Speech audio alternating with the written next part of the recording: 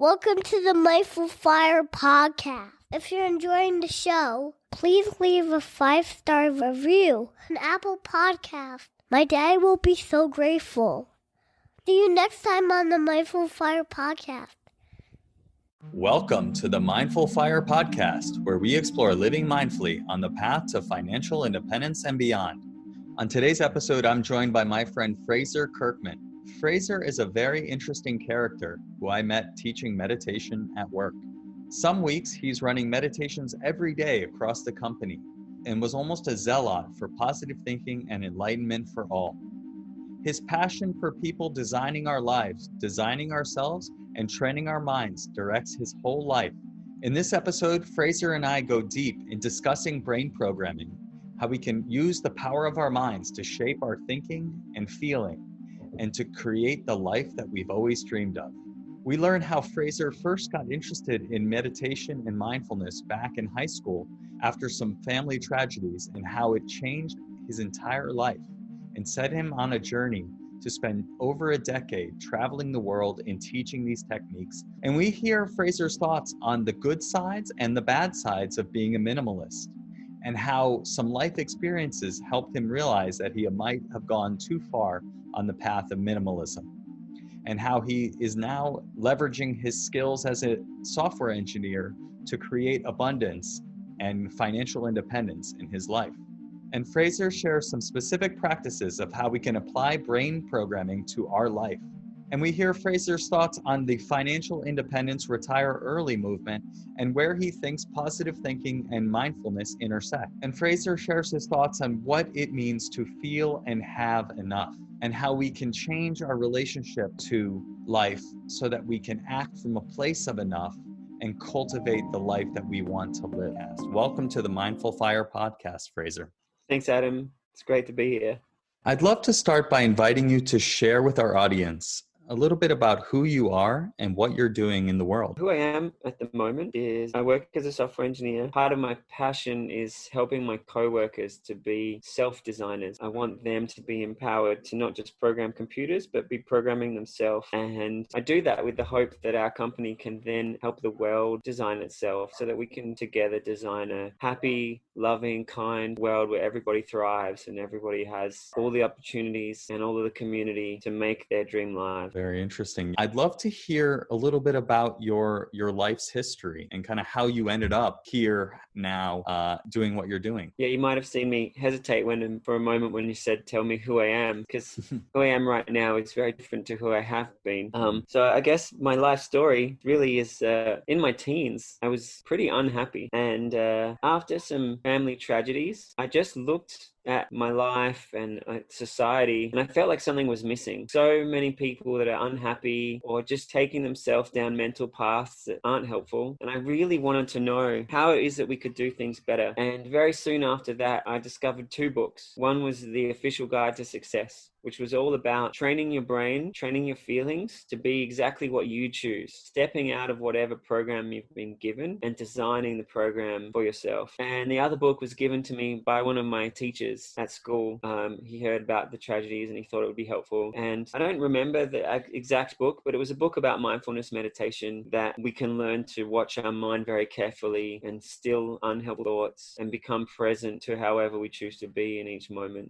The book also had a compassion meditation, which drastically transformed me. It was inspired by the vision that we could have a world where everybody cares deeply for each other and we're all driven by love. And so I did that meditation every day for a while and tried to embody that and felt what it is like to be guided by love and caring all the time. So yeah, I think those 3 pillars kind of shaped who I became. Designing myself with happiness and confidence and positivity, being mindful to watch carefully how I actually am living, and to be guided by love and kindness. So I designed myself to thrive for my last couple of years of school, and then same at university, getting top of some of my subjects and like really great grades in basically all of them. And I was running positivity clubs and on the board of a bunch of other clubs. And I had this vision that we could have a secular, positive, global movement, similar to how religions were so part of people's lives in the past. I wanted a movement where everybody felt devoted to the planet and to humanity and to helping each other thrive. And one wanted to create these centers across the world where people always knew where they could go to be cheered up, to be coached, to find like-minded people. And my plan was to just go and start teaching these classes and hope that a movement would grow around it. And I had friends and relatives saying, hey, don't just go and teach classes.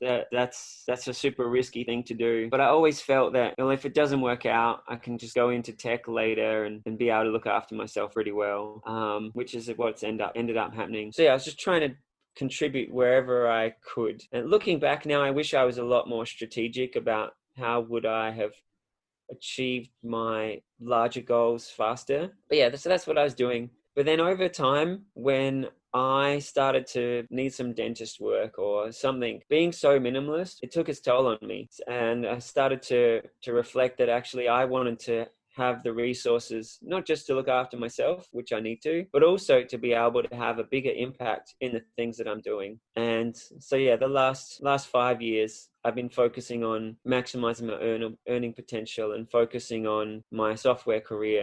And at the same time, trying to be a positive impact on the 2 companies I've worked for. Yeah, so that's been my journey. Very cool. Very cool. So it sounds like this first was introduced to you, these ideas of positive thinking and designing your mind through being intentional and positive thinking that really came to you through those 2 books that you discovered or were given to you in high school? Yeah, after that, I became so excited about what other amazing ways there are to train our minds. So the book, Official Guide to Success, said, visualize 3 times a day, intently and full of positive feelings who you want to be. So I trained myself to be confident, to enjoy my classes at school, to have a great memory. My grades just went from close to fail to close to perfect. I started getting invited to lots of parties, started dancing. I used to be really uncoordinated, and suddenly I was a lot better at sport. I'd imagined being a lot better and trained myself to be good. So that just made me feel way more confident and more fun. Yeah, so I'd redesigned who I was. And that was amazing to see over the course of some months,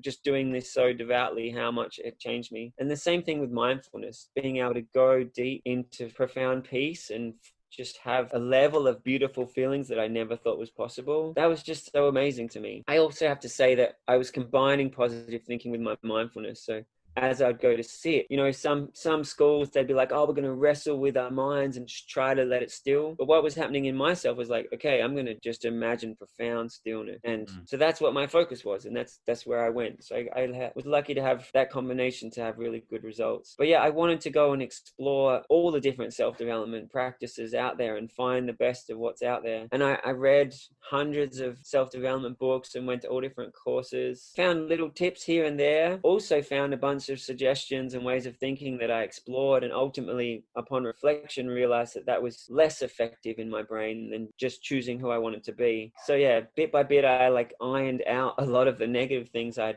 picked up. And yeah, ultimately I think choosing who you want to be and visualizing that and practicing deep positive mindfulness and cultivating beautiful feelings, they're the best practices of all the ones I've explored. So yeah, over the years I've taught a lot of different classes and tried to refine how I teach to really just empower seeing what you think and feel and just letting it go, choosing what you want to think and feel. A lot of people are wrestling with their current program and trying to mold that into something better. I want people to be hey, let's just put that to the side for a little bit and go, hey, if I was going to start from scratch, how would I feel or be in this situation? It's just so much more empowering to design what you want rather than wrestle with what you've got. Yeah, speaking of programming, you talked about their current program, right? Tell me a little bit about how you think about this brain programming and this idea of a current versus a desired program. Yeah, I guess I should give some examples because for some people, just hearing brain programs sounds so abstract. But it can be everything to how someone might say to themselves, I'm shy. Or it could be an actual activity, like when you walk into a party, how do you actually feel? It can be the foods that you like or don't like. Or it can be, what's your morning routine like? Every part of our behavior, every part of who we are, it's a group of habits. Someone else could feel differently. They could think differently about themselves. They can react differently to different situations. And there's this quirk in our mind that the current programs we have, they feel authentic. This is who I am now. This is how I am. It feels natural. But what I found from spending some time visualizing being something else, if you just fill your mind with being a different way and just keep feeling that and make it strong, very quickly the other way starts to feel authentic. And the old thing that had its grips on you just doesn't have the grips anymore. And I really encourage people to try that at least a few times, because once you see that, hey, this is who I am, or this is my issues, is not really true, it's super empowering and gives you a whole different way of thinking about yourself. So giving people that space to think, who do you want to be? And then once you start to imagine who you want to be, whether it's something simple like being more kind to the people around you, or enjoying healthy food more, giving some time to imagine what that would be like and imagine loving it, it's just so empowering. I want to give an example though. Like sometimes people are like, hey, how I am right now is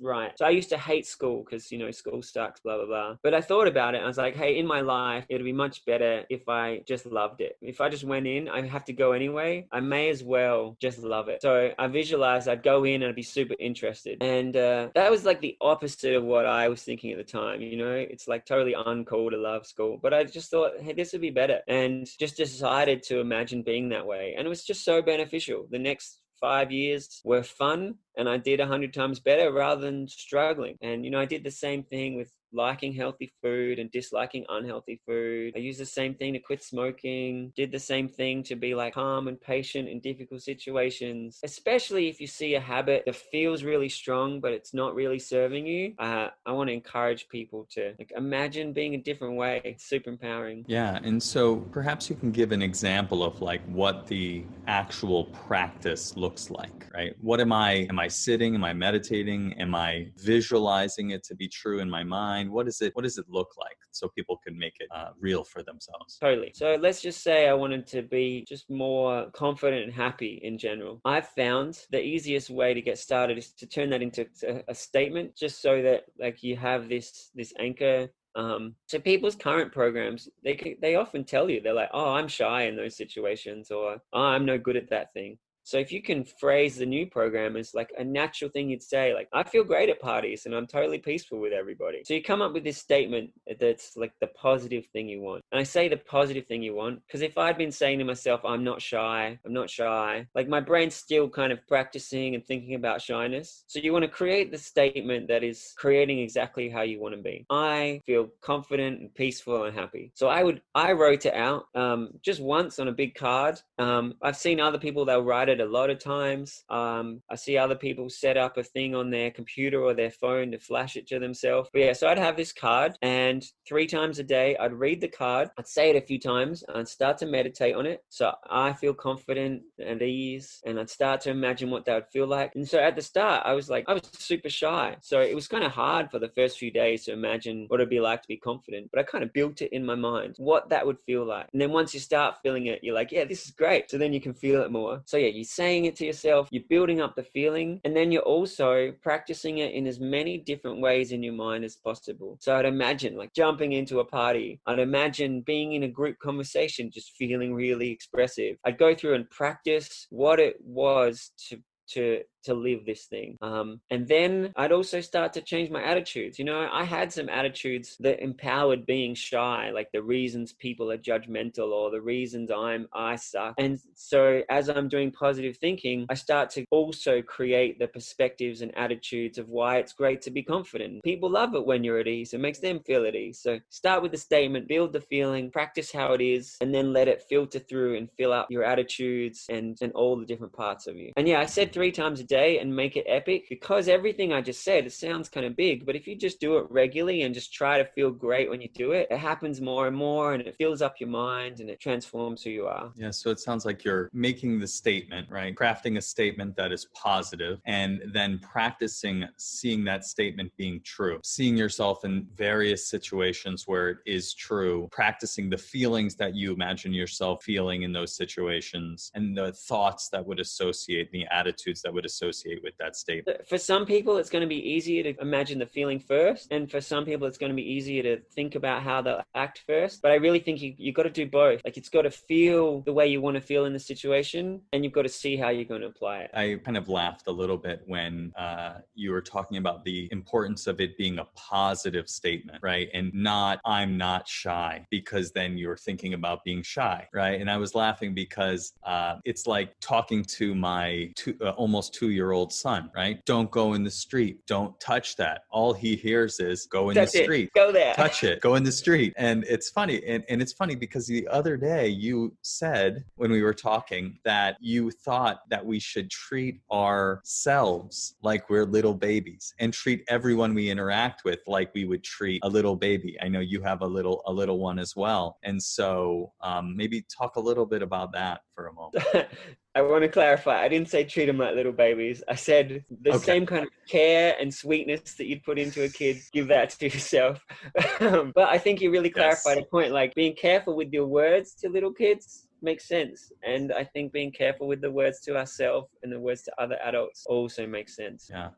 And even in the time that we've known each other and we've talked about this idea of these statements, or the way I call them is affirmations, right? And I was telling you that I had this affirmation for, I don't worry about doing things right or wrong. I just take action, which leads to learning, progress, and growth. Mm-hmm. And I'd been saying that for years and it served me quite well. But at the same time, you helped me realize that I was saying, I don't worry about doing things right or wrong. At the same time, I'm putting that in my mind. I'm creating the thoughts of worry, of right and doing things right and wrong. And so I've kind of pulled that part out and focused on the I take action, which leads to learning, progress, and growth, which are the things that I want. And I've seen a lot of action. You know, I was procrastinating a lot on the last episode, and I started practicing this idea, and I took action. I got it out there and I felt great about it. And these things just reinforce. And so it's really, I think, worth doubling back on this idea of the positive beliefs or thoughts or affirmations that we want. And it's a pretty powerful, nuanced way of looking at ourselves. To bring it back to mindfulness, a lot of mindfulness classes might talk about the monkey mind and calming the monkey mind. And it's like the idea of calming the mind is wonderful, but similar to the affirmation you just shared, saying, I don't worry. It's like you're activating the worry and then thinking about overcoming it. It's like setting yourself up for this struggle that hopefully you're going to succeed with, but you won't necessarily every time. And so when it comes to thinking about our own minds and our own practice, I also encourage people to notice whatever beliefs you have about your mind that aren't helpful and try to create an approach to meditation that is easy, that is beautiful. Like, what is deep stillness like? What is it like to watch thoughts that don't help you and just let them go straight away, deeply and completely? It's coming to me that the program that I have had, my current programming is and was around this idea of there's a right way to do things and I'm not doing it that way. And so in this affirmation, I wanted to overcome that and change it. But I think what you're saying is just set that old programming aside and focus on the program that I want to be living and running in my mind, which is I just take action. I'm curious. I'm excited to learn. I'm excited to grow. And so focus on that and set the other program aside. Absolutely. You know, I mentioned that there were so many ways that I transformed myself, and I've continued to go with this practice through my life and making things better as I go. And sometimes I'll get stuck on something, and I see there's sometimes where I've struggled with brain programming with it. And basically every time that's happened, I notice what I'm doing is I'm trying to have a program that's overcoming the problem. And I think so many people, even if they're not aware of brain programming, they're like struggling with themselves. Like they're thinking about the problem and trying to be better. And yeah, just to drop that and just go, hey, what would I like? Just forget about that other thing. What would it feel like if I was just what I wanted to be? And if I look at the years that I've done that, sometimes when I'm like, yeah, this would be awesome. And then if the thought creeps up of like, oh yeah, it's sort of overcoming the old thing. If I let myself think more about, hey, this thing's changing that old thing, I'm still giving mental space to that old thing, and it's been slower or harder. The times where it's been the easiest and the best is when I just totally immerse myself in what it is I want. Yeah, that's very powerful. and I can see the impact that it's had in my life. When we're talking about this idea of brain programming, I think what we're really talking about is neuroplasticity. And so to some people, this might sound quite woo-woo, but in reality, everything you think, everything you experience, all of those things are changing the programming in your brain. New connections are being made, existing connections are being reinforced or are atrophying, right? So maybe talk a little bit about how this idea of neuroplasticity, this phenomenon of neuroplasticity functions with this brain programming. I'm not sure if I told you, but my degree was computer science and neuroscience. But even so, our understanding of how the neuroscience applies to what ends up being our behaviors and our feelings, it's still pretty lacking. Brains are amazingly complicated. But some of the things that could be the explanation for how this happens is there's a thing in our brain called long-term potentiation, which is summed up in pop psychology as what fires together, wires together. So if you take a little kid and they touch a fire and it hurts, their body learns that fire and pain go together. If you take a clamshell and you touch it, it'll pull away automatically. But if you do it enough times without hurting it, it learns that the way you're touching it is not a problem. And so it changes its instinctual reaction. Yeah, if people want to look up long-term potentiation and see how the nerves have that system, go ahead. So if you imagine across your whole brain, trillions of connections, and you can see how learning to have a certain habit in some way is just a bunch of different things wiring together. There's this feeling, there's this behavior, as in the way I move, there's this way of speaking, there's this way of thinking. They all kind of wire up. In this context, I have this set of neuronal reactions, which turns into this set of emotions and behaviors. So brain programming, as we said it, is wiring up to have a different set of reactions and feelings and thoughts in response to different stimuluses. And stimuluses aren't just the things around us. Our own thought can stimulate certain things. You know, people can make themselves scared thinking of what might happen. So we're not just programming ourselves that we respond well to what's around us, we're also creating the architecture of our mind. Like, what are the kind of thoughts we have that lead to more and more helpful thoughts? But yeah, there's other metaphors, other ways of approaching it. I love brain programming because as a software engineer, I see you change some code and boom, the thing behaves differently. And visualizing something, you might need to do it for a couple of weeks or a month, but if you just skip that little bit of time, you have just rewritten the program and then you behave differently. So I love that metaphor. But there's a lot of other metaphors. You know, Adam, you said affirmations, and some groups, they believe that our inner self is already awesome. So you're just affirming who it is. I am confident. It's just letting your real confident self out. I don't actually believe that. I think we're just all plastic and transformative. But if someone does believe that their inner self is awesome and they're just giving that some space to be great, I think that's a pretty good mental construct to be able to step into feeling confident or be able to step into whatever it is they're affirming. So affirmations is another way of approaching it. Some people think of it as like redecorating our mental architecture. As you visualizing yourself being a different way, you're like painting onto your internal canvas. Some people think of it as mental architecture, like you're building different structures in your mind. So whichever metaphor works for you, I think that's great. And I hope anyone who's being mindful and they start to look at themselves through the day, you'll see all the different current mind programs you have or current mental decoration you have. What is it that you're thinking and feeling? And what are the habits you're doing all the time? And you'll see that you're just running on programs all the time, everywhere. And once you notice that and empower, hey, what would it be like to imagine transforming any part of that quickly and easily? It's a beautiful shift in perspective and transformative practice that you can take on. Yeah, that's really powerful. I know another metaphor that you are a big fan of is the idea of a garden, right? Cultivating a garden. And I have thought of this idea of neuroplasticity in the past as really a planting and watering of seeds, right? You need to be very aware of the seeds that you're planting, ideally choosing the seeds that you're planting, and then the watering of those seeds. Because back to the same thing with the positive thoughts versus the more negative thoughts, the I am confident versus the I am not shy. The way I think about it is that's planting and watering seeds, right? And so if you are aware of which ones that you're paying attention to, which thoughts you're practicing, you're watering those seeds.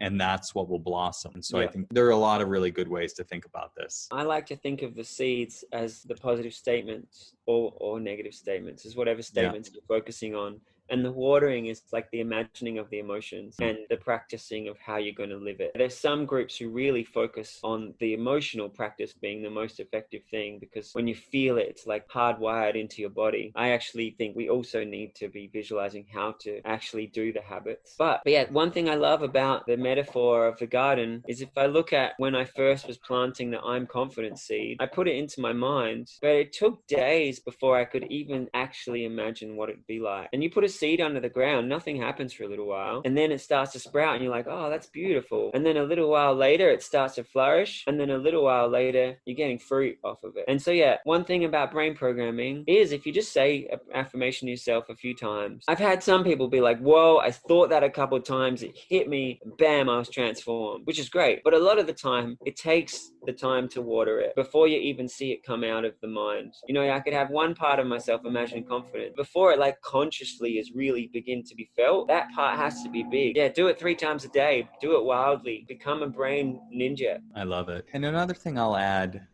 we obviously could talk about this all day, but I'll just speak about the power of not just creating our inner world, but also influencing what happens in our lives outside. Many different areas of my life, I've practiced these thoughts and how I want to show up, and then seen the results in the world. And so there was a time where I really needed to find a job, and I was about to be out of a job if I didn't find a new one. And visualizing myself finding opportunities, taking action to create opportunities in my life, resulted in me doing things that I might not have otherwise done if I had a different program, and resulted in me finding many more opportunities and ultimately overcoming that challenge. And so it's really, really powerful to realize that our brains are predictive in nature, and we can program them to be ready to see things that we want to see in our lives. I want to respond to that. And then pretty soon afterwards, I want to start looking at how we can apply this to fire. The idea that you can visualize things in your external world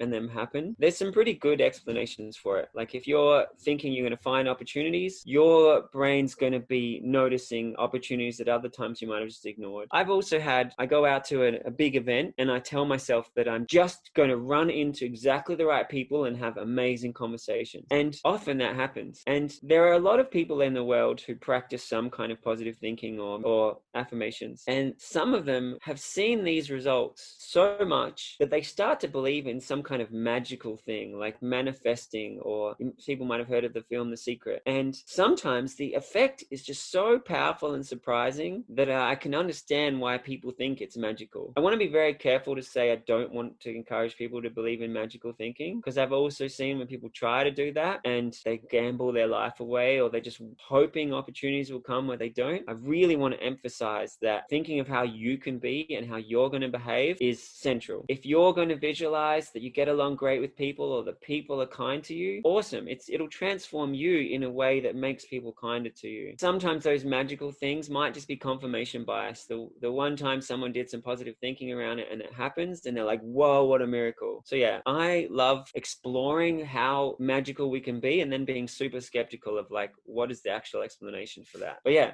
it's pretty wild that it can sometimes be so good that it's enough to trick millions of people into thinking that they're magical. I think that's wild. I've kind of been on both sides of that equation, right? Like I always am talking about the universe made this happen, like magical, right? But, so I think there's like some benefit of trusting in the universe, trusting that good things will happen, expecting the things that I want to happen. But also I think there's that brain programming that you're talking about, which is just training myself to see those things happening, to visualize myself being a certain way, to showing up the way that someone would show up for these things to happen or in these situations. I think that's equally important. From a Buddhist philosophy perspective, I have to interject. As soon as you said expecting good things to happen, expectations, if you're not very careful, can bring upset. So I would really more encourage people to just feel content and know that you're creating the best possibilities.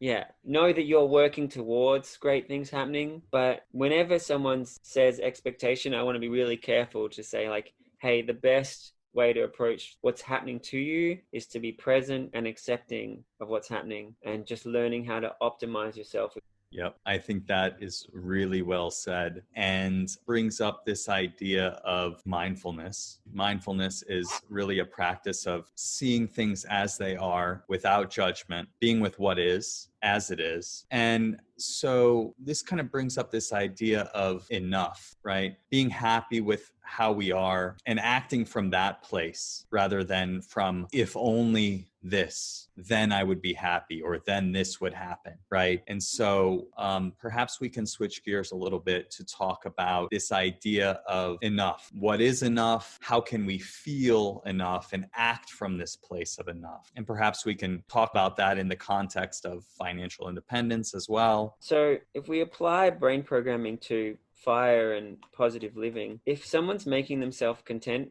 and happy, then there's a lot of expenses that become unnecessary. I am sure I have a lot more fun and feel a lot more fulfilled having a good conversation with a friend than someone who goes for a night out on the town and spends a bunch of money. And playing sports and doing things that make me active and more alive, it's either free or close to free, and it enriches me, as opposed to like buying a Ferrari. So encouraging people to really imagine what it'd be like to feel content and feel fulfilled and feel that you are emanating happiness and peace to the people around you, so that your community has this contentment. Like, a lot of consumerism comes from wanting happiness, and if people are content, they won't need that as much. I want to be careful there. Like, consumerism, people blame it on like needing fulfillment. There are definitely some things like intoxicants or some extravagant things that people do to fill a gap, but I also think a lot of it is just a habit. Once you're in the habit of like, oh, I bought a thing and it felt good, like it's just a thing to do. So creating a different habit is also helpful. Like creating yourself that you feel happy and content, and that you create positive social experiences, that's going to fill a lot of your social expenses. And then being able to change your other spending expenses into activities that fulfill you, or creating behaviors that fulfill you and your family and friends. You can see that some expenses are just not helpful. I also wanted to mention, if you take brain programming as like a superpower, I look at myself when I first started thinking about financial independence. And, I said I was being a sadhu, but at the same time, I was also reading books about finance. So the odd jobs I had here and there, I was teaching, I was running festivals and parties, and I was also doing some software jobs here and there. Every dollar I got, I saved. And I read a finance book quite young, while I was trying to read every positive book I could. And it described how you should make a spreadsheet and put in an amount of money and how much you're going to get at different interest rates the next year. And then just slide that down to copy over 100 years and look at your X amount of money at 2% for 100 years, 3%, 7%. But don't just look at that, feel it. And I don't remember the exact number, but money invested well over decades is tens or hundreds times as valuable. So I did some mental tricks that I started to see every dollar as worth $100. Like, am I going to get a taxi to come home after a night of partying that costs $10?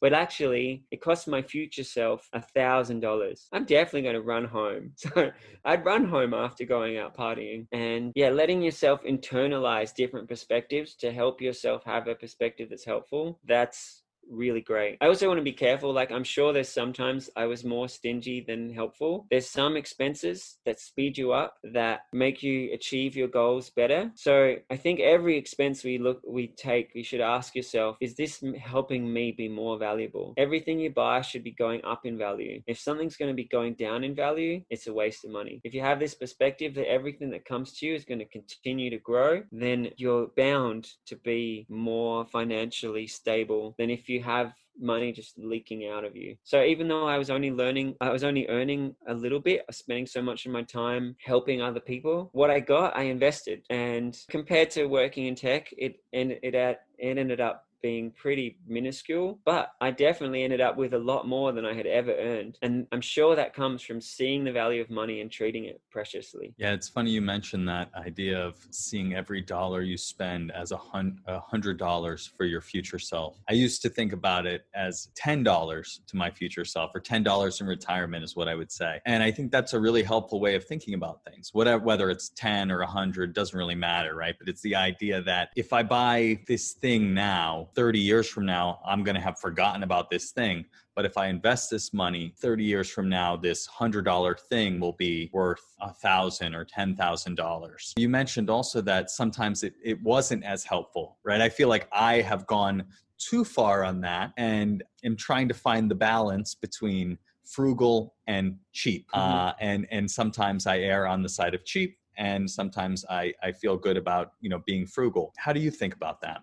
You can ask yourself if the thing you're going to buy, is it going to save you more time than it costs? Is it going to help you earn more it costs? And I want to humanize that a little bit. If it's going to fill your family with more love, and then your children or your partner are going to be able to thrive more, think about the value of that. Like, is it going to be adding more value than it costs? That's helpful. And you mentioned buying things only that go up in value, not spending money on things that go down in value. Can you talk a little bit more about that and provide some examples? So when I was young, I had decided property was the way to go. So I saved everything I could. And it's the moment I could afford the smallest amount of a down payment, I bought a place, and I was sharing it with others, and the rent from the other people made it that I could afford to reach the mortgage. But then over the years, the rent went up and the mortgage went down, and the property becomes net profitable. I don't want to advise people that property is the way to go, but there's definitely investments out there that are worth putting your money into. So that's an example of something that has gone up in value, but you also mentioned not spending money on things that go down in value. So for example, if you're going to get a car, there are people who buy fancy cars because they think it feels good. I think that's just a waste of money. Yeah, you need to take into account the expense, like things will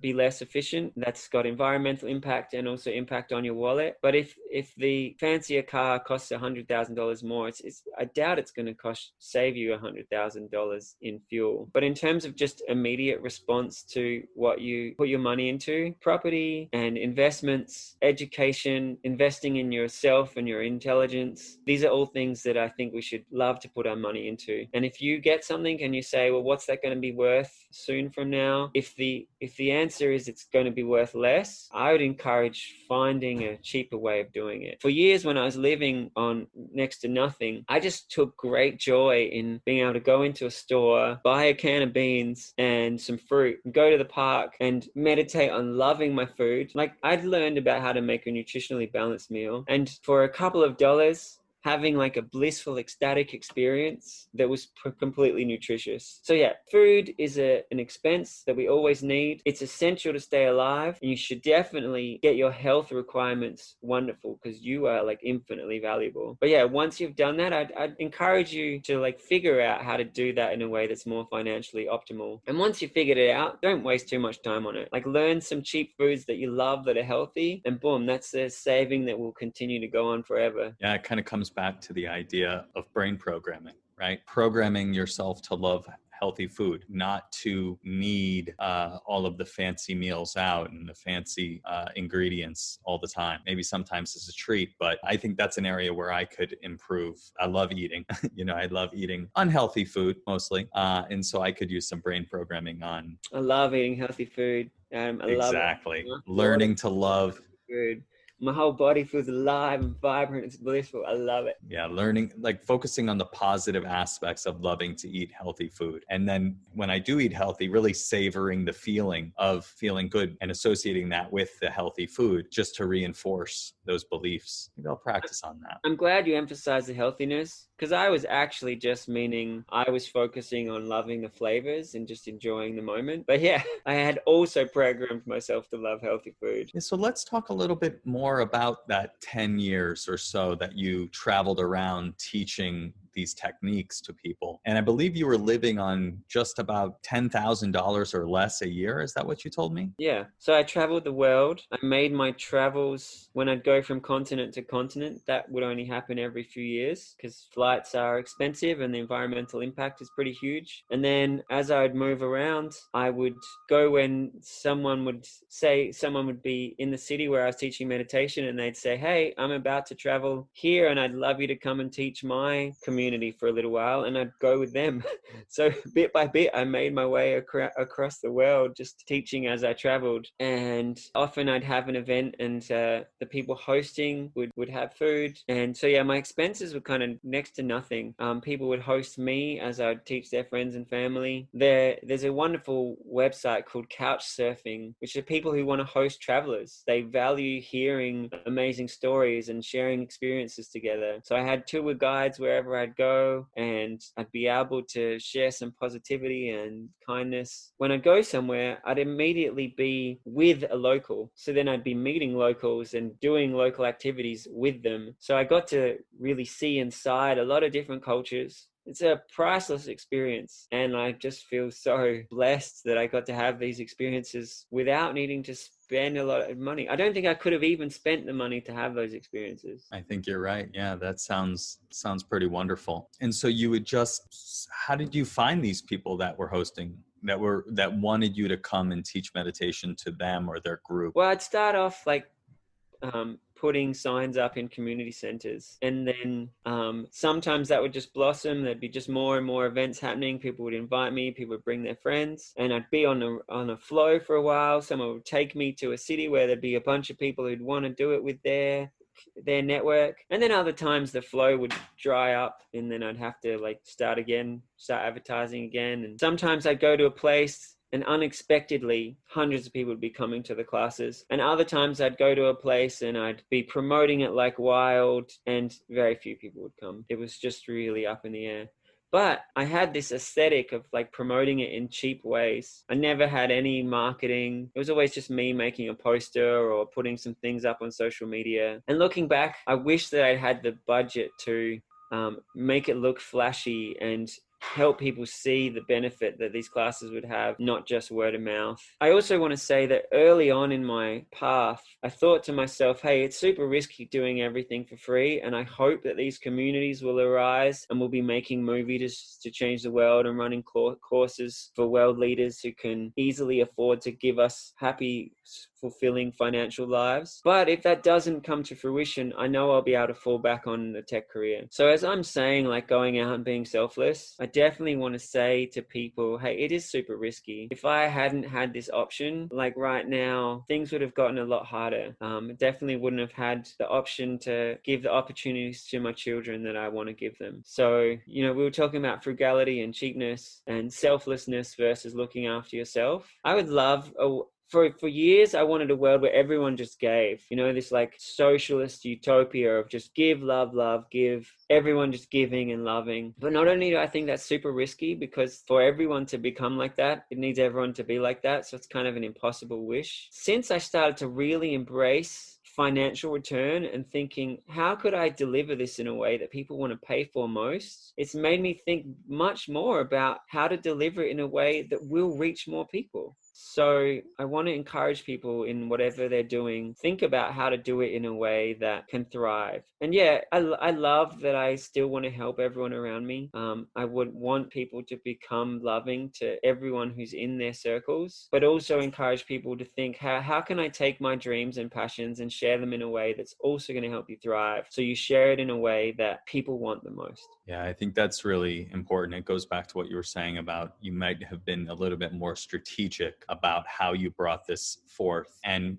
yes, sometimes potentially, getting paid or doing it in a way that perhaps maybe for companies or large organizations or governments in ways that you can make some money might also empower others to bring it forth even more than you might be able to do it if you were just doing it in kind of a grassroots way. So that's pretty interesting. So right now, my current approach is I'm spending all my personal development time within my company, just offering it to help build the culture of the company. Building an app for personal development, and that should come out soonish. But my approach to coaching, outside of the company is I plan to do coaching with people who can definitely afford it. And my wife and I are looking at setting up officially a not-for-profit so that we can give these classes to underprivileged communities just to help them, because that's what I want to do. And if someone can easily afford things that will help them thrive, I think it's totally okay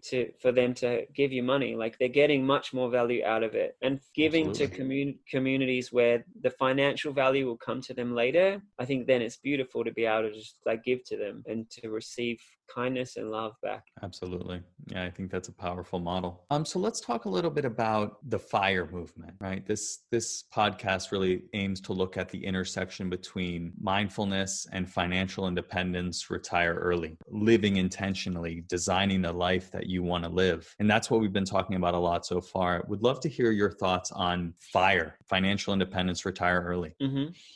There's definitely the two things that stand out most, which I'm pretty sure everyone who's familiar with FIRE is already aware of. But for anyone who's just tuning in new, is creating a lifestyle where your expenses are low means whatever money you have is going to go so much further. And maximizing your income or investing well. To achieve complete financial independence, you just want the growth of your money to be growing faster what your expenditures are. So let's just say you have a certain amount of money and each year you'd be spending this much of it. Your runway for how long that money will last is that fraction of the money, that number of years. So if you can be happy and fulfilled spending half as much, your runway becomes twice as long. But that's not taking into account investing this money and having this money grow. So if this money is growing and you're spending less, your runway gets longer and longer. And if the amount that your money is growing becomes bigger than what you're expending, then your runway becomes forever. So getting to that point of having enough invested and growing it faster than you're spending gives you a point of total freedom. And so encouraging people to really think about being super happy frugally and how do you maximize your income potential.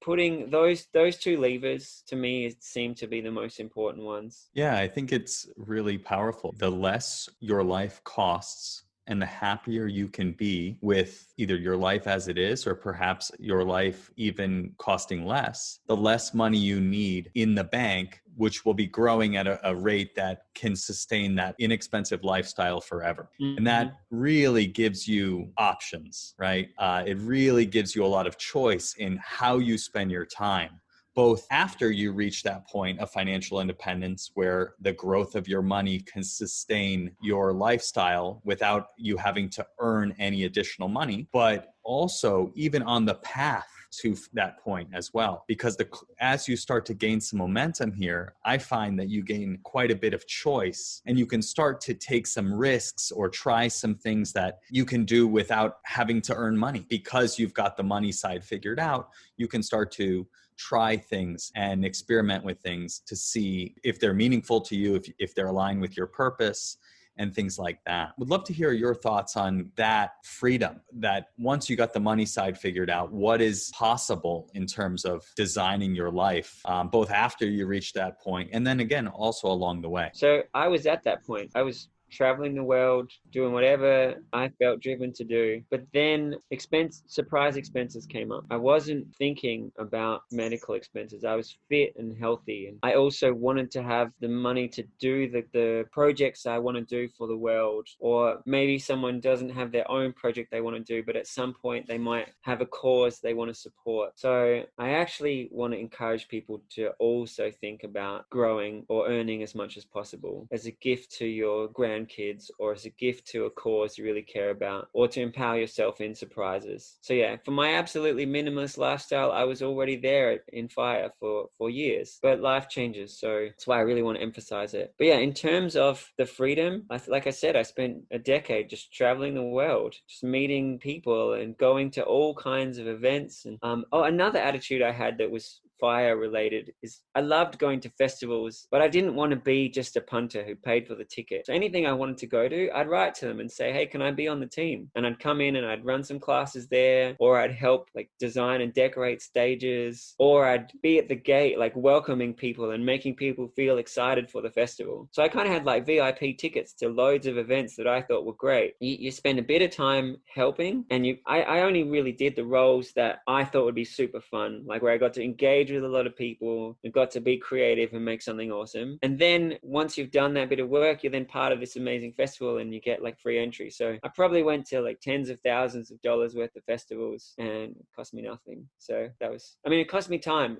Someone cynical of what I'm saying could say I spent a lot of time on that, but I did things that I loved. I enjoyed it. As you travel the world, you can go and explore all different kinds of cultures. And like I said, if you're in a different part of the world, you could go to a fancy restaurant there to see the experience of that part of the world, or you could go and meet some locals and see what their local food is like and feel what it's like to be in a family there. There's a whole world to explore, and it's up to you to find the things that you think will be enriching and beautiful. And I think most of the time, the most enriching, beautiful things don't have to cost money. Yeah, so I'd love to hear a little bit about your thoughts on how being on the path and how being intentional about your money can really create some of this freedom and choice now, right? I feel like I've come to realize recently that it's not out there, right? It's not when I reach 5 that I can start living this life. It's right now. There's no reason that I can't do the things that I want to do right now, right? So I'd love to hear your thoughts about how you think about that and how people can think about that as they approach financial independence. If you were to write your bucket list of everything you ever want to do and then order it by the cheaper things, I think there'd be a ridiculous number of things you could do right now that would make you really happy that the expense is minimal. So yeah, designing yourself, your life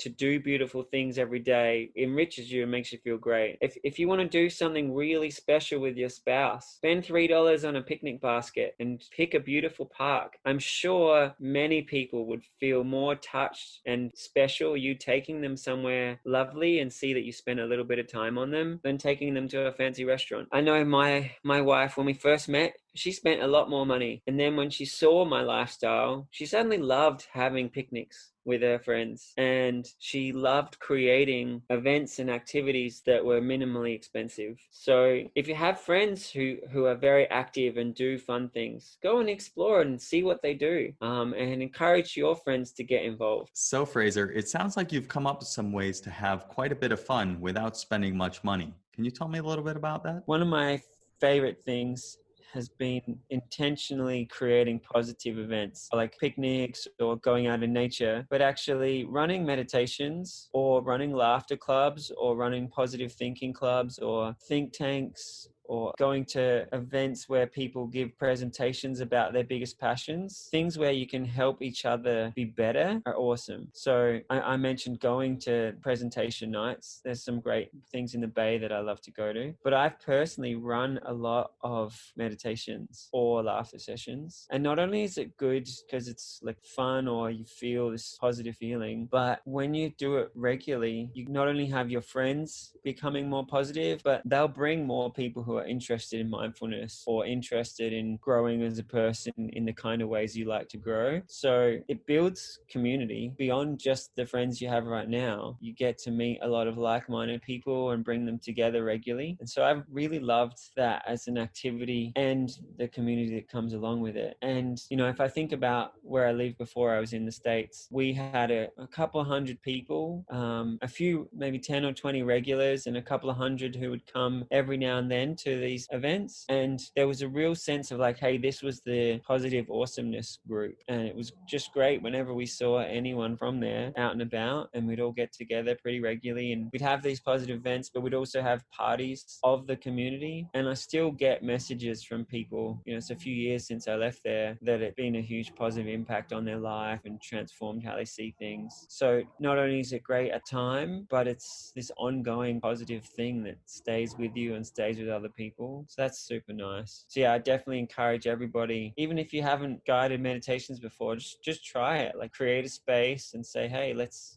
take a moment of peace, or let's talk about some awesome thing that you're passionate about. And it only gets better and better the more you do it. And so in terms of like practically setting this up, would you say just like mention it to a couple of friends and tell them they can invite their friends and just throw a time on the calendar to get together and do it? Or, you know, practically, how would you suggest setting that up? up? I've done a lot of different things at different times in my life and different parts of the world. Just before I came here, like the big community I mentioned, we put a lot of events up on social media, and I think it was mostly friends bringing friends, but we also had social media events so that they could invite their friends. And sometimes people would invite people and we didn't even know the connection. So that was nice. Sometimes we'd do it in parks, like when the weather was good. And sometimes we'd do it in living rooms, like people in the community would take turns hosting them. We also had it in like a doctor's clinic. He had a big hall room and he wanted to have positive, healthy events for the community. So just the more you do it, the more opportunities come up. There was other times where I was doing a lot of things at a community center and I'd put out posters. But yeah, I think social media events and ongoing word of mouth is when it's worked best. Actually, in Australia, I got on the news a bunch and on radio shows because I'd done things regularly and I did them at venues where people were connected with the local media. So that can be good too. Once you've been doing it for a while, do it in a place where you're reaching out to the vocal community and then they'll reach out for you, which is pretty great. Very cool. And I'm really curious, what is a laughter club or a laughter meditation? You've mentioned that a few times. Yeah. So when sitting in deep stillness, one time I just was noticing different parts of my mind and somehow I just found happiness and was suddenly filled with joy. And I just followed that thread in my consciousness, just got into more and more happiness and became wildly ecstatic. I've since read a lot of meditation books that mention it, but I hadn't read about it at the time. So I think it's just something that can happen in meditation. But I also think if you've been reading about it a bunch and thinking about it, it's more likely to arise in your meditation. But yeah, that was a lot of deep meditation that took me there. So I try to take people there in a way that's faster. So we'll take a relaxing breath and then we'll take an energizing breath and then we'll take a smiling breath. And then everyone kind of just sees, oh wow, we're all smiling all of a sudden. And maybe one or two people will giggle and then it kind of creates this chain reaction of giggling. And then we take an even happier breath and an even happier breath. So sometimes I keep it really meditative and we're just feeling joy. And other times I make people like, like laugh at each other, which might look a little silly, but when you've been meditating on joy, it's suddenly this like kickstart into more joy and your brain realizes, hey, wow, we can just make ourselves really happy. And we've got a bunch of different like games that get people into more happiness. And yeah, you just get into a frenzy of happiness for half an hour, or I think my record was 3.5 hours. That was in Norway. And I said to the group, somehow the way I set it up or the dynamic of the group makes it really different every time. That time, I just took us into meditation and somehow set it up that every happy sound you hear will just make you 10 times happier. And I think there was one person who had a particularly hilarious laugh. And so we were just in hysterics. And every time the group calmed down, they would just explode with laughter again, which would kick everybody off. And yeah, for like 3.5 hours, we were all just in hysterics. That was pretty awesome. Sounds pretty fun. I love guiding laughter meditations. It's one of my favorite things to do. I can't wait to join one of your laughter meditations, maybe at work one of these days. Yeah, I've run a bunch at work. Oh, yeah? Yeah, it was fun. Nice. And I guess another part of living a dream life is being happy. I thoroughly encourage people to level up your meditation practice. And not just in terms of stillness and mindfulness. Meditate on love and kindness. Meditate on happiness and then what it's like to be 100 times happier and then 1,000,000 times happier. There's a funny story I had. There was one chapter in my life where I wasn't meditating as much and I was walking the streets of Melbourne, Australia, and I saw a Buddhist monk just walking the street. And I walked up to him and I'm like, what are you doing here? Like, there's no temple anywhere. And he's like, oh, I've just got this little one house, a little apartment where I'm building a community. And I was like, oh, that's great. And then he probably thought I didn't know anything about meditation. You know, he's just moved from another country to a totally different culture into a neighborhood where there's no meditators. So I had to convince him that I knew about Buddhism. And that's why I came up and speak to him, because at first he's like, oh yes, I could teach you about meditation. I'm like, oh no, I love it. It's great. And then he looks at me and he's like, okay, how much do you meditate every day? And I said to him, well, at the moment, it's probably only 20 minutes a day. And he looks me right in the eyes and he says, it's time to level up. You must meditate 1 hour a day. That's great. it was so unexpected for him to to say that. It's like stuck with me for years. More time in deep meditation, amazing things can happen, but also doing positive brain training on happiness and ecstaticness. See yourself feeling fun, see yourself feeling confident, see yourself having the energy to go out and do things that you love and explore new activities. Yeah, create a rich, enriching life for yourself and the people you care about. Yeah, I also want to say, like, some people could hear that and be like, oh, that sounds like work. Like, if that's how you respond to that, spend some time imagining that you just feel this drive to make your life enriching. Brain programming goes through all the levels, like it's turtles all the ways down. So like wherever you see you transforming yourself would make things easier and happier, make it that whatever you are working on, that you love it, that it's happy, that it's invigorating. Program yourself that you are this fountain of joy and fun and positivity. Or if those words don't resonate with you, program yourself to be whatever you think is optimal, whatever you think would be an awesome person. I love this question of like, hey, if I was like emperor of the world, what would I get everybody to do? Or what would I program everyone to be like? And when you imagine that world, that's who you should be. Yeah, that's very interesting. There's no reason that we can't start right now. I love positive thinking because every time I talk about it, I've then leveled up my own positive thinking. I just inspired myself, as cheesy as that might sound. Yeah, no. Every time I guide a meditation, I've gone deeper, and every now and then the way I describe it is just like hits me more. And so the next time I meditate on it, I feel it more powerfully. Every time I talk about positive thinking, it like makes me emphasize the key points that make it better. So yeah, practice this stuff, and every little bit that helps you, try and share it with people. Get friends like Sangha, Mitra friends that want to grow together mentally. And as you talk about it and like trying to help each other thrive, it'll help you thrive so much more. Absolutely. I've already seen that in our short friendship together so far. It's made a big impact for me, and hopefully has helped you as well. Absolutely. Yeah. So let's switch gears. I want to ask you a question about, I've been exploring this idea of what is enough and feeling enough and acting from this place of sufficiency. And so would love to hear your thoughts on how I might practice feeling enough and reprogramming my mind to feel and act from a place of enough in all areas of my life. And so taking this concept of brain programming, would love to hear your thoughts on what that practice might look like for me. So it's an abstract concept. Being enough or not enough is not a reality. It's a label that you're putting over things. So if feeling enough is an antidote to someone else making you feel not enough, maybe I would step out of that and say, well, how do you actually want to feel? And if feeling enough, it actually means something really vivid for you. Perhaps it's the feeling of having resources to give, or maybe it means it's the way you describe feeling content and joyful right in this moment. I would translate it from the abstract word to the specific things it means for you. And then each one of those things that you think of,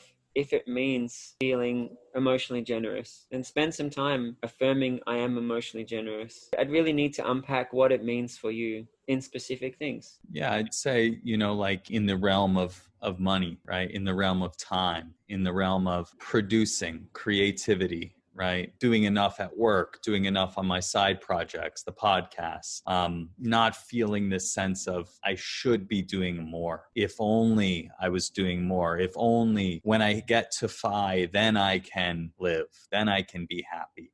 That's kind of, I feel that quite a bit. That's where the cheapness comes from. Even though I have more money than I had 10 years ago, 5 years ago, it's been more in my mind, I guess, because I'm on this path to financial independence. So I think about it more, and it kind of produces a little bit of scarcity, or maybe a lot of scarcity. So I want to be careful. There was one chapter of my life, I found myself in a very wealthy town, and I was running the classes and had royals and very upper class people, a lot of people coming to my classes with a lot of resources. And I started to feel like, hey, I've made it. Pretty soon this is going to turn around, and my dream of like helping super wealthy people and me being completely supported is going to happen. And so I suddenly started spending a lot more money on making amazing food for everyone who was coming, and like really expensive, like gourmet food. And my runway dropped so much in those few months just because I started to feel like, hey, everything's fine now. And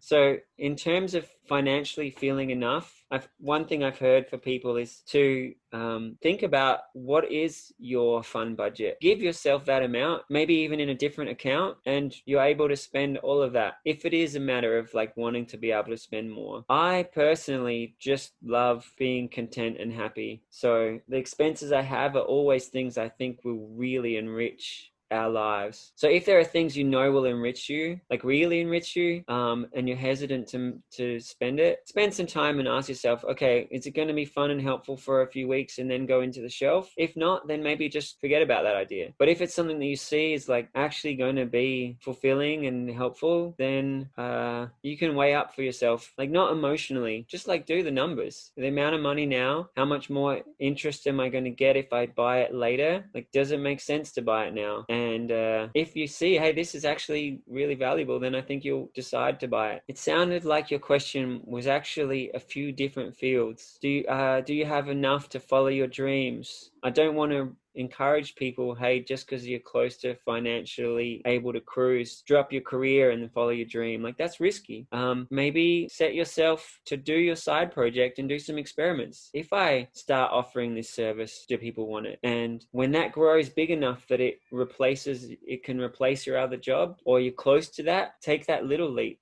Big leaps are risky. And you can hear stories of people who do it and it worked out, but you don't hear all the stories of the people where it failed. Yeah, no, I think that makes a lot of sense. The idea of experimenting with new ideas or new projects now without needing to be at financial independence, I think is really, really important, right? And is something that I'm trying to do now. One, through the podcast, right? To see, do I like podcasting?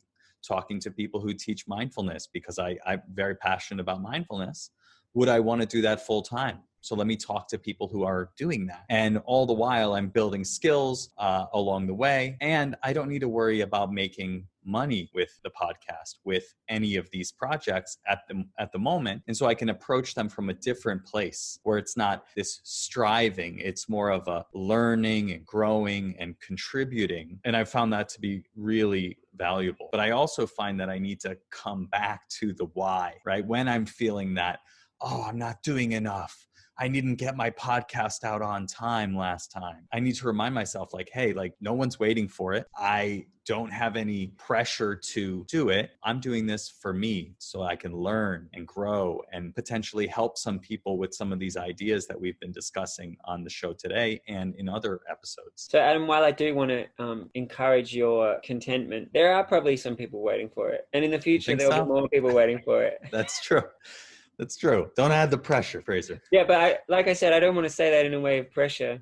But yeah, you are appreciated. And perhaps if you turn that from pressure into like just enjoying that you're doing something that people like. Yeah, it's an opportunity, not an obligation. Yeah, I also, I want to come back to, you asked about enough. And part of it was like, do I have enough money or do I have the skills? Another thing you were saying is feeling like you're achieving enough. Yeah. That's a completely different issue there. That's a big part of it. Artificial pressure on yourself. So for that, I just want to come back to mindfulness and being in the present moment. There's a really great YouTube channel called CGP Grey. He makes a lot of cartoons with good philosophy. And he has two videos. One is 7 ways to maximize misery. And part of that is about like setting goals that you are going to have to struggle for all the time. And that's my jam. About expectations. Careful with the brain programming you just did, Adam. I think you should take a minute just to reflect when you said that's my jam. Imagine that's over. And then he has another video called Your Themes. And he takes a different approach to goal setting and says, hey, have a time where like this chapter of my life is about this, and I'm going to love doing this thing in this chapter. So yeah, that's just like food for thought, people to look at. At another point, there's the thought I want to share around that in terms of being in the moment,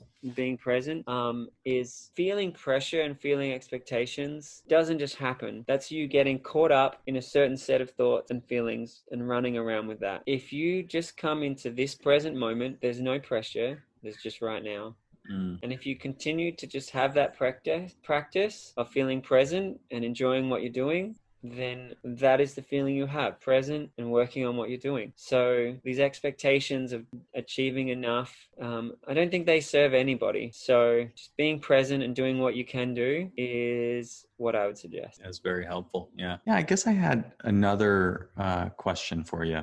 that kind of has come up. It's not related to this, but you mentioned one time that you were meditating on being super loving towards your wife and how it kind of changed everything about how you were showing up in your interactions with her and just in the way that you were being in your life. Would love to hear you talk a little bit about how I can practice that towards my wife. I don't remember that exact moment because it's something I now do regularly. The first thing that comes to mind is when we wrote our wedding vows, we wrote them in a way that we thought this is the way we want to be together to keep being awesome. And for the first 9 months after we got married, we would say every single one of them to each other every day. And we still say them regularly to each other. And it's like I vow to love you forever. I vow to care for you forever. I vow to run towards you forever. So like anytime there's any sort of disagreement, that one about running towards each other, we just know that we're going to work through it and be awesome together. So having, whether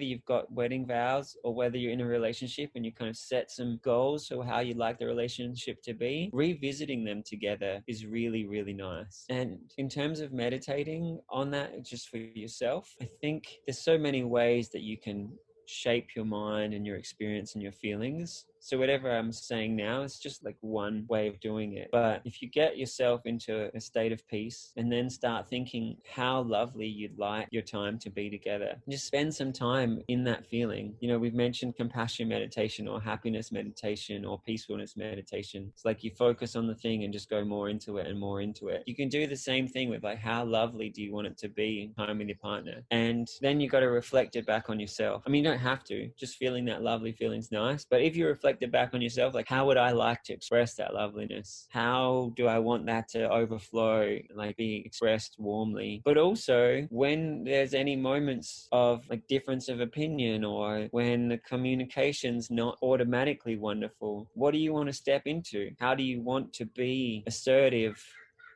and loving at the same time? How do you want to make a space for them to feel fully empowered to express themselves, even when you disagree totally? Like, how do you make that super lovely? And, you know, I can put that idea out there, but it's people taking time to feel it and imagine how you're going to do it. That's where you train it into yourself. And not only does that help you express more lovingly, but if you've practiced like appreciating them and feeling happy and feeling lovely, when you practice that, that's how you're going to feel. And that's how you're going to experience it. Makes a ton of sense. Yeah. I mean, it's what we've been talking about this whole time, right? Like practicing the thoughts of how you want to show up in your life really makes a difference, right? It just becomes the automatic way that your mind operates after a while.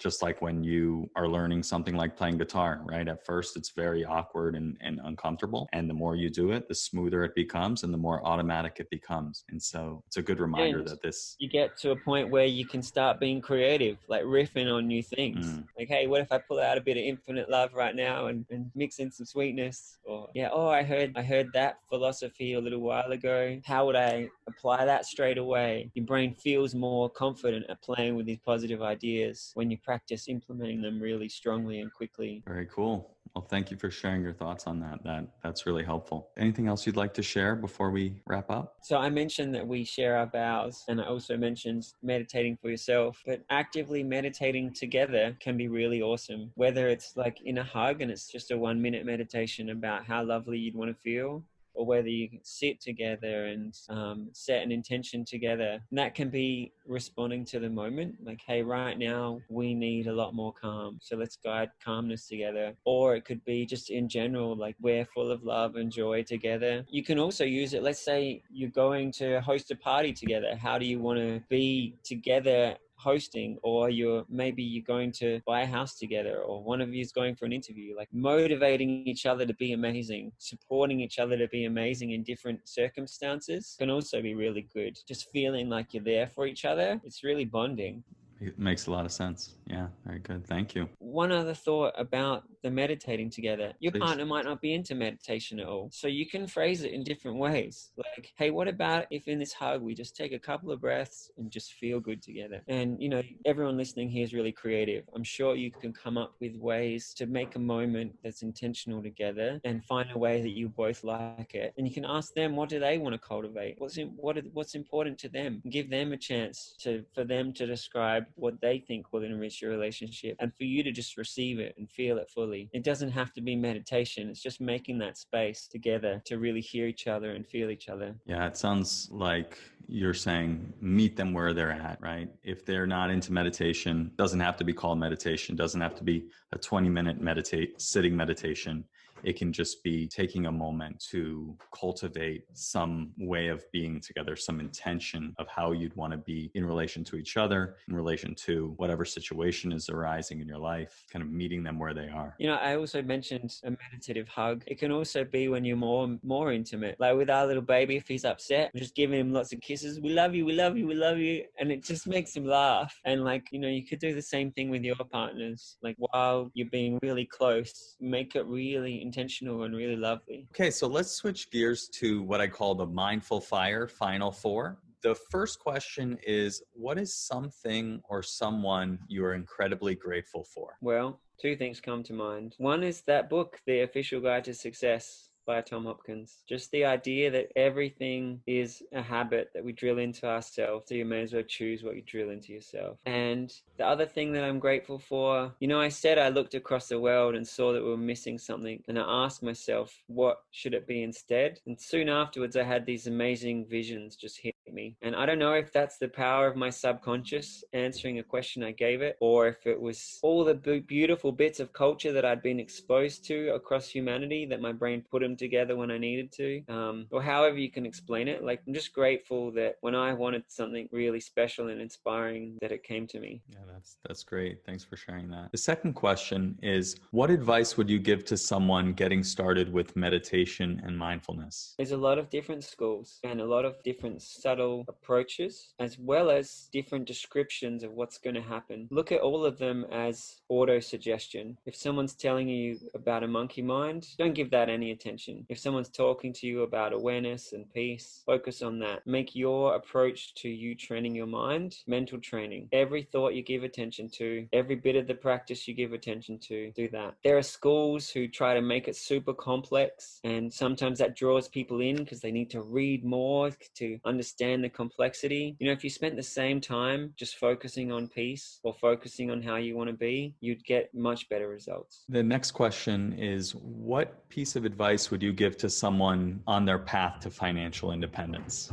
Really value and love resources, money and things, care for them, and really value your moments. Make yourself happy, loving, and craft a mind state that is content and loves life so that you're fulfilled. I don't think financial independence should just be a personal thing. It's you contributing to the world in a way that's beautiful. So you enrich your life, you enrich those around you, and the resources that come your way, you treat them with respect and make the most of them. And you work out how to contribute to the world the most as possible so that you get the most resources to do even more good with. That's great. And the last question is, how can people connect with you online and find more about what you're working on? I wish I had a good answer to that. I'm still working on what my online presence should be like. I have a website, frazerk.net. I have some things on SoundCloud, some meditations on YouTube that I recorded 10 years ago when I was still a spiritual sadhu. Yeah, you could get in touch with me on social media and YouTube and SoundCloud, and they're just going to get better. There'll be more things there over time. Perfect. So I'll include those links in the show notes so people can find those. Thank you so much, Frazer, for being here today with me on the Mindful Fire podcast. It's been a pleasure, Adam. It's great to share, and I also love how I feel more inspired. Me too. Thanks so much. Have a wonderful life, everybody. Thanks so much for joining me today on the Mindful Fire podcast. If you got value from today's episode, please hit subscribe on the podcast player you're listening to this on, or on YouTube if you're watching it on YouTube. This just lets the platforms know that you're getting value from the episodes and you want to be here when we produce additional content. If you're enjoying the show, I'd really appreciate if you could leave me a 5-star review on iTunes, Stitcher, or Apple Podcasts. This will help more people find the message of mindfulness and financial independence. And if you'd like to join our email list and be notified each time I release a new episode, please do so at mindfulfire.org. Thanks so much, and we'll catch you next time.